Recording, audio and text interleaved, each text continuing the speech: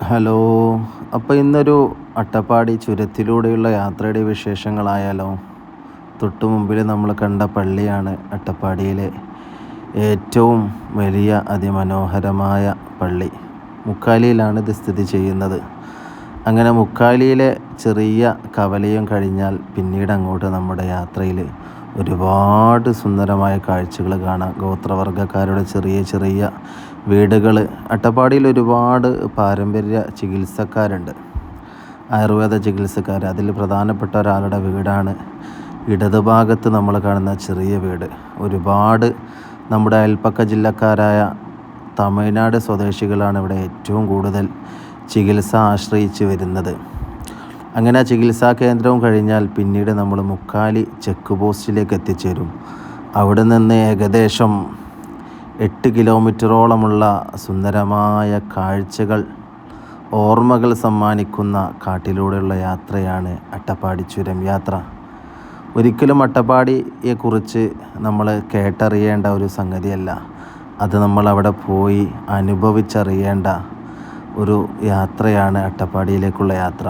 അപ്പോൾ പാലക്കാട് ജില്ല വിസിറ്റ് ചെയ്യാൻ വരുന്ന ഒരു സഞ്ചാരി പോലും അട്ടപ്പാടി നിങ്ങൾ മിസ് ചെയ്യരുത് എന്നാണ് എനിക്ക് പറയാനുള്ളത്. അട്ടപ്പാടിയിലോട്ടുള്ള റോഡ് ഗതാഗത യാത്ര ഇച്ചിരി പ്രയാസമുള്ളതാണെങ്കിലും നമുക്കവിടെ നിന്ന് ലഭിക്കുന്ന ആ ഒരു കാഴ്ചകൾ വല്ലാത്ത സന്തോഷം നൽകും.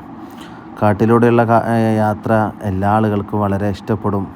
കൊച്ചു കൊച്ചു മൃഗങ്ങളെ കാണുന്ന കാഴ്ച, അതുപോലെ ചെറിയ ചെറിയ വെള്ളച്ചാട്ടങ്ങൾ, ഇതൊക്കെ ഏതൊരു സഞ്ചാരിക്കും വളരെ സന്തോഷം നൽകുന്നതാണല്ലോ.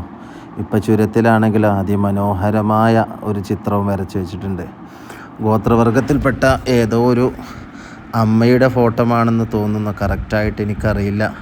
എന്തായാലും വളരെ കൗതുകം തോന്നുന്ന കാഴ്ച ആയതുകൊണ്ട് തന്നെ ചുരത്തിൻ്റെ സൈഡിൽ ഉള്ള സ്ഥലങ്ങളിലെല്ലാം ആളുകൾ വണ്ടി പാർക്ക് ചെയ്ത് ആ ഫോട്ടോയുടെ ഭാഗത്തു നിന്നൊരു ഫോട്ടോ എടുക്കാനും സെൽഫി എടുക്കാനും നേരം കണ്ടെത്തുന്ന ഒരുപാട് സഞ്ചാരികളെ നമുക്ക് കണ്ടെത്താൻ സാധിക്കും.